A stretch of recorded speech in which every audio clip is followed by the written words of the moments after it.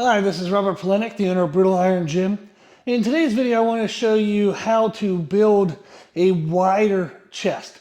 So I've helped clients do this when they do men's physique, classic physique. They tend to benefit from a wide chest, more so than a thick chest. You're still going to want a thicker chest, but if you're struggling to develop your chest, aiming to get it wide first would be kind of the better route to go, and then thickness will come over time. And then also people, just aesthetically, whether you're compete or not, you might just like the appearance of a wider chest. So I want to show in today's video 3 exercises. You can put these 3 together as a full workout that will help you build a wider chest. So let's get into it with exercise number 1.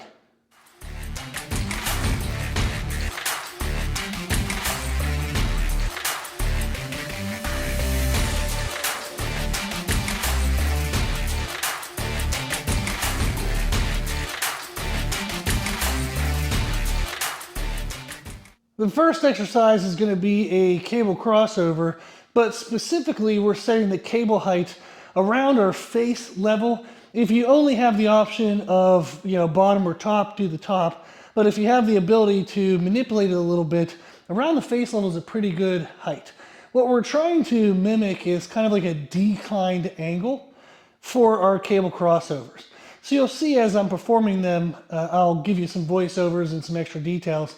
But the idea of having it at our face height is when I'm pulling the cables, so I'm going to stand here pulling from these in a second, but I'm pulling, I want to keep my body kind of upright, and I want to squeeze down in front of myself. I'm trying to imagine squeezing the outer portion of the chest that's by the armpit.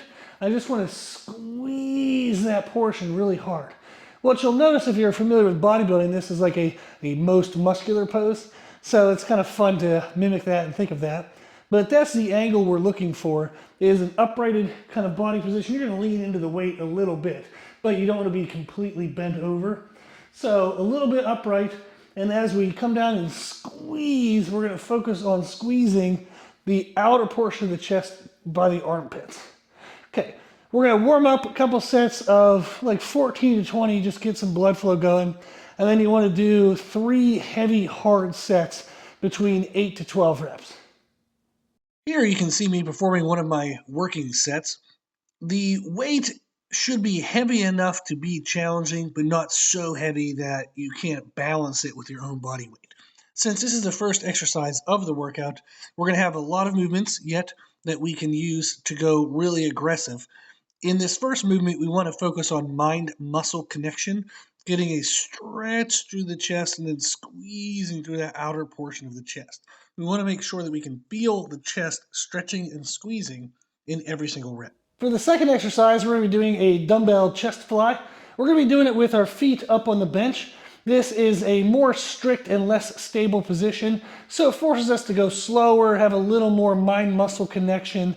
And even though we're going to try to go heavy with this, it is a limiting position. That's going to be actually really good contrast to the third exercise, which is going to be a decline dumbbell press, where we will go ahead and be more aggressive.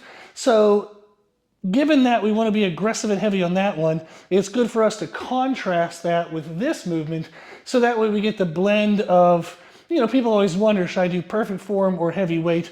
The idea would be to do both, but this allows us to focus more on good technique, nice, slow, controlled motion with the flies, so that way we can be a little more aggressive, go heavier, and get that shear force damage that we want in the decline presses. So for this, the other thing we're going to do, other than having our feet on the bench, is we're actually going to be having our pinkies turned inwards more than our thumb. So rather than a traditional kind of neutral grip where your palms are facing, we're going to be angling our pinkies slightly in, so that way at the bottom we get more of a stretch in the chest rather than the front of the shoulder. So you'll feel that at the bottom if you keep your pinkies angled slightly in. When you stretch at the bottom, you're going to get a really good stretch, and therefore a contraction recruitment through that outer portion of the chest. So for this, we're going to do a couple warm-up sets, then look for 3 working sets of 8 to 12 reps. Here you can see the body position that I was talking about. So we still have our shoulder blades pulled together, still have a little bit of an arch in the mid-back, kind of the core area, and then we have our feet on the bench. So you still set the upper body up as if the feet were down on the bench. But having the feet on the bench, it forces us to have this slower tempo. Here you can see that V angle that I was talking about with the pinkies coming in kind of a little closer together than the thumbs, and that really helps isolate that stretch in the chest at the bottom of the movement. Our third exercise is going to be the dumbbell decline press, as I mentioned. The benefit of this is we've already done 2 flies.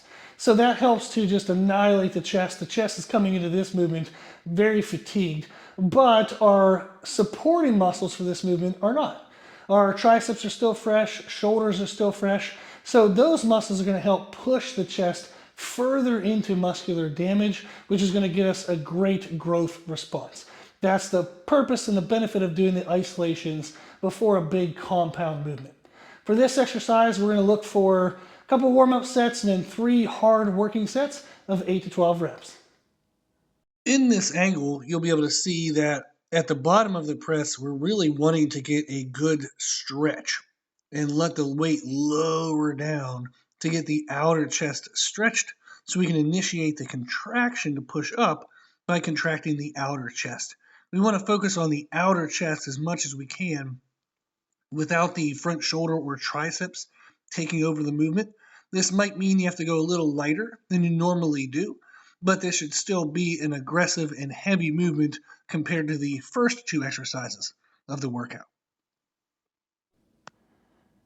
There you go. That's our workout for increasing chest width. So we did the cable flies, then dumbbell flies, then finished with dumbbell presses. The angles we chose are specific for targeting the outer portion of the chest, but you can play with the angles and use that workout structure as just a good overall chest workout anytime you want. But I thought this would be fun to share. If there's anything you want to see in future videos, you can put that in the comments of this video, or just shoot me an email at brutalirongym@gmail.com, or you can go to our website, and that's www.brutalirongym.com, and you can put a comment there on the homepage. On the homepage, we also have our podcast. We have over 1,900 episodes at this point. It's a crazy amount of episodes. We cover nutrition, training, mindset, and listener Q&A.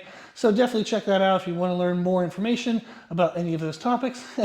I just hope that whatever you need to live your healthiest and happiest life, that you can feel encouraged to reach out, and there's a lot of avenues for you to reach out. So thank you for watching. I hope this helps, and good luck if you try the workout.